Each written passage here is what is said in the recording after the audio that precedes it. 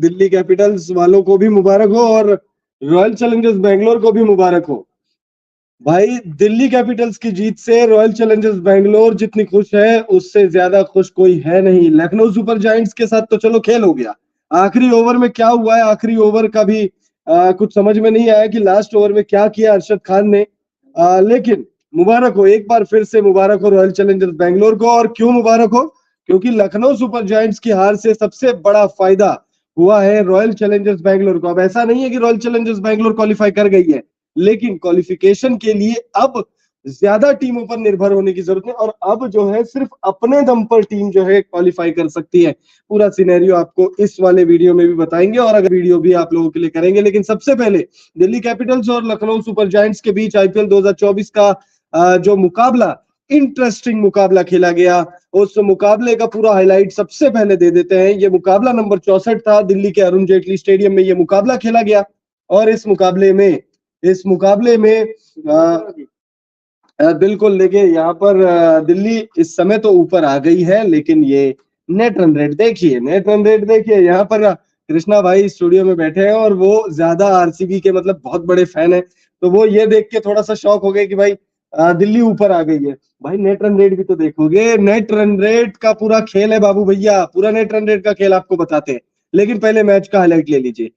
ये 64वां मुकाबला था, अरुण जेटली स्टेडियम में यह मैच खेला गया और इस मुकाबले में पहले बल्लेबाजी करते हुए दिल्ली कैपिटल्स ने गजब की बल्लेबाजी की, भाई शानदार बल्लेबाजी की। जेक फ्रेजर मैकगर्क जो है खाता नहीं खोल पाए, लेकिन अभिषेक पोरेल ने 58 रनों की पारी खेली, 33 गेंदों का सामना किया, 5 चौके और 4 छक्के उन्होंने लगाए।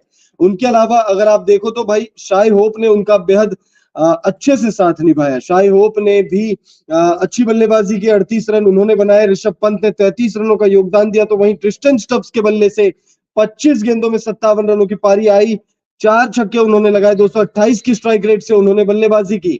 वही अगर हम लखनऊ के गेंदबाजों की बात करें तो रवि बिश्नोई ने अच्छी गेंदबाजी की, 4 ओवर में 26 रन खर्च किए और 1 विकेट उनको मिला है। तो वहीं नवीन उल हक ने 2 विकेट अपनी टीम के लिए निकाले हैं, 4 ओवर में 51 रन खर्च करके 2 विकेट उनको मिला है। उसके बाद देखिए 209 रन चेस करने थे। अब जब कोई टीम 209 रन चेस करती है तो फिर क्या चाहिए? शुरुआत अच्छी चाहिए, और वो शुरुआत अच्छी मिली नहीं भाई, शुरुआत अच्छी नहीं मिली।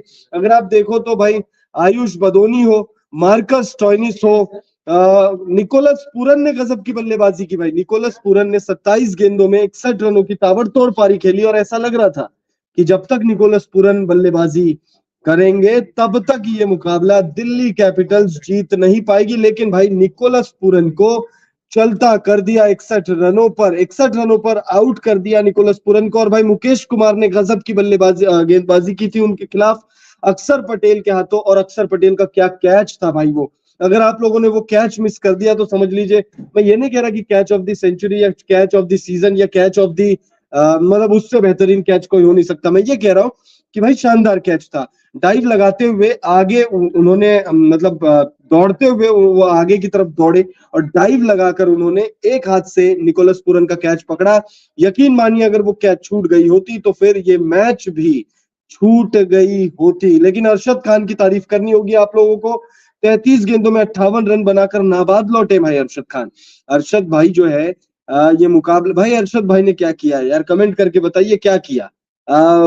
मैच था यार, ऐसा नहीं है कि लखनऊ सुपर जायंट्स, और ऐसा नहीं है कि मैं कोई बहुत दुखी हो रहा हूँ लखनऊ सुपर जायंट्स की हार से मैं कोई दुखी हो रहा हूँ, ऐसी भी कोई बात नहीं है। लेकिन भाई अरशद खान ने ये मुकाबला जो है बना दिया था और ये मैच जो है अरशद खान जिता सकते थे। लेकिन भाई मैच के बाद के नजारे देखिए आप, मैच के बाद के नजारे अगर आप देखोगे तो भाई टीम को भी पता है, दिल्ली कैपिटल्स को पता है कि वो बाहर हो चुके हैं, और बट बावजूद इसके जो है जाते जाते वो कहते हैं ना कि भाई जाते जाते आप कुछ ऐसा कर जाइए जिससे आप अगले सीजन के लिए मोमेंटम जो है वो बिल्ड कर सके। अगर आप अपडेटेड पॉइंट्स टेबल देखेंगे तो दिल्ली कैपिटल्स 5वें नंबर पर आ जरूर गई है, लेकिन दिल्ली कैपिटल्स एलिमिनेट हो चुकी है, बाहर हो चुकी है भाई दिल्ली कैपिटल्स। क्योंकि दिल्ली कैपिटल अभी, हाँ हालांकि ऐसे कागजों पर अगर आप देखोगे तो दिल्ली कैपिटल्स एलिमिनेट नहीं हुई है। अगर सनराइजर्स हैदराबाद बहुत बुरे तरीके से 2 मैच हार जाए और जैसे तैसे दिल्ली कैपिटल्स से नेट रन रेट और मतलब खराब हो जाए अब दिल्ली कैपिटल्स को बस वही है कि भाई उम्मीद लगाओ, लेकिन ऐसी उम्मीद लगाओ जो पूरी ना हो, क्योंकि भाई प्लस 0.406 सनराइजर्स हैदराबाद की नेट रन रेट है और चेन्नई सुपर किंग्स की प्लस 0.528 है। वहीं अगर आप आरसीबी की देखो तो प्लस 0.387 है।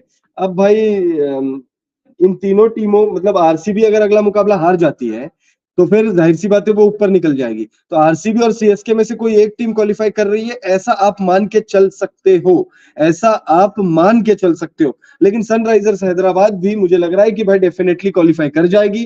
सनराइजर्स हैदराबाद अगर अपने अगले 2 मुकाबले भाई बहुत गंदे मार्जिन से अगर हारे, बहुत बुरे तरीके से हारे और दिल्ली कैपिटल्स से नेट रन रेट जो है उनका खराब हो जाए, तब उस सिचुएशन में दिल्ली कैपिटल्स ऊपर आ जाएगी। तो भाई चांसेस दिल्ली के बने हुए हैं, लेकिन वो चांसेस ऐसे हैं कि भाई हेस्टैक्स में से आपको सुई ढूंढना है, आपको भूसे में से सुई ढूंढना है, और वो भूसा भी 100 कुंटल के आसपास का हो और वो भी बीचों बीच सुई रखी हो किसी ने, और आप वो अब ढूंढ लीजिए। अगर आप वो ढूंढ सकते हैं तो फिर दिल्ली कैपिटल्स जीत सकती है, अब मतलब क्वालिफाई कर सकती है। कागजों पर चांसेस बने हुए हैं, तो हम एलिमिनेट अभी नहीं करेंगे क्योंकि एलिमिनेशन अभी हुई नहीं है दिल्ली कैपिटल्स की। वही लखनऊ सुपर जायंट्स का भी वैसा ही है, 100 कुंटल नहीं, आप मान के चलिए कि भाई 85 कुंटल पड़े हुए, उसमें से ढूंढ लीजिए आप सुई। तो भाई लखनऊ सुपर जायंट्स और दिल्ली कैपिटल्स ऑलमोस्ट आप समझ लीजिए बाहर हो चुकी है, लेकिन कागजों पे अभी चांसेस बने हुए। It's not over until it's over, ये आप लखनऊ और दिल्ली के लिए कह सकते हो। बहरहाल अगर मैच की बात करें तो इस मुकाबले में ईशांत शर्मा ने बहुत अच्छी गेंदबाजी की, इंपैक्ट सब्स्टिट्यूट के तौर पर खेल रहे थे और 4 ओवर का उनका जो कोटा रहा, उस कोटे में उन्होंने 34 रन खर्च किए और 3 विकेट लिए, 3 विकेट लिए। और भाई ईशांत शर्मा ने जिस तरीके से गेंदबाजी की इस मुकाबले में, शुरुआती पलों में ही आप देखिए ओपनर्स को चलता कर दिया भाई, ओपनर्स को चलता कर दिया।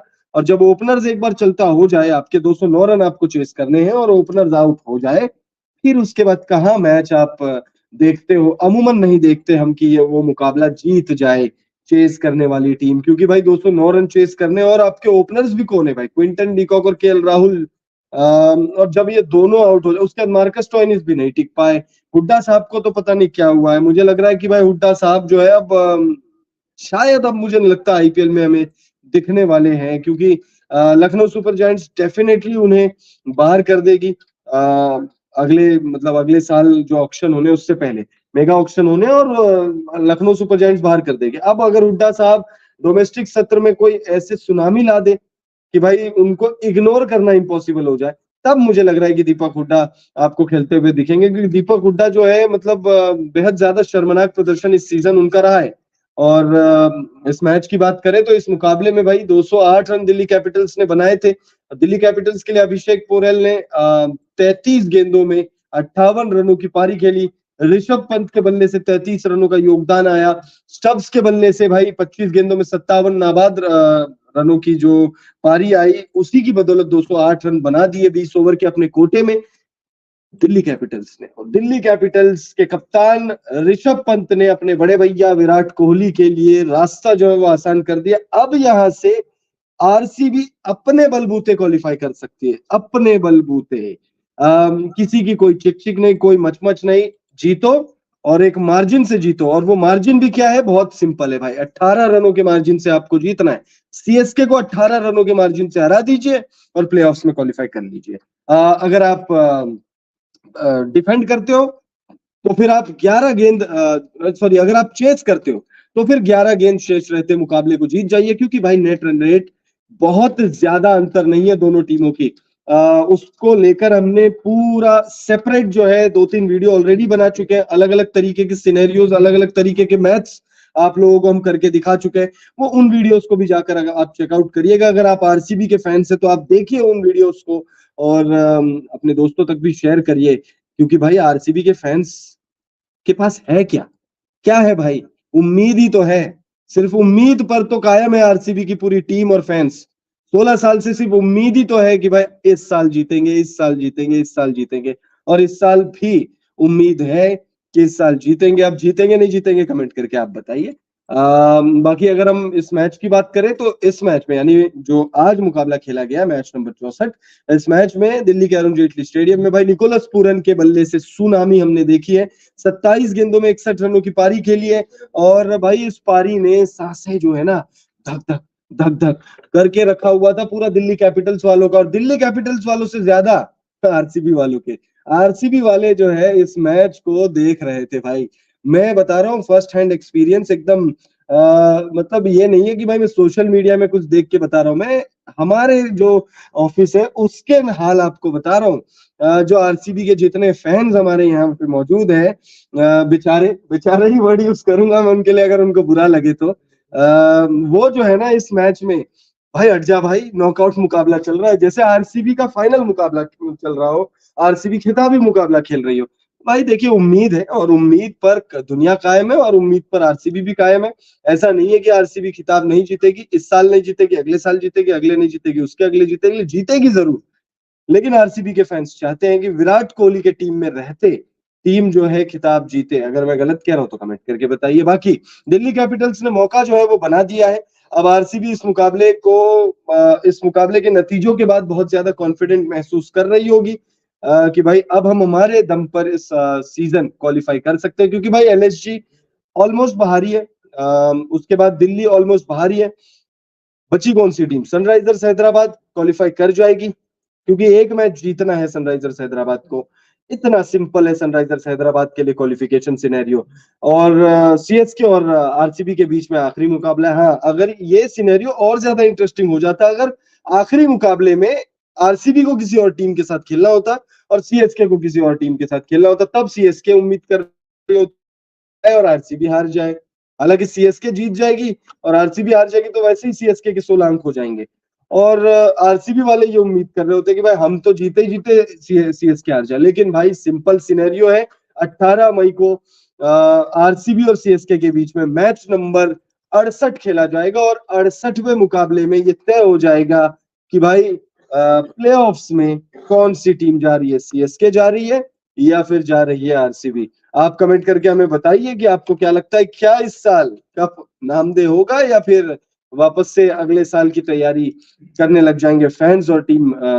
बाकी इस मैच की हम बात करें तो इस मैच में अरशद खान की देखिए तारीफ करनी होगी। अरशद खान ने जबरदस्त बल्लेबाजी की, सांसें जिस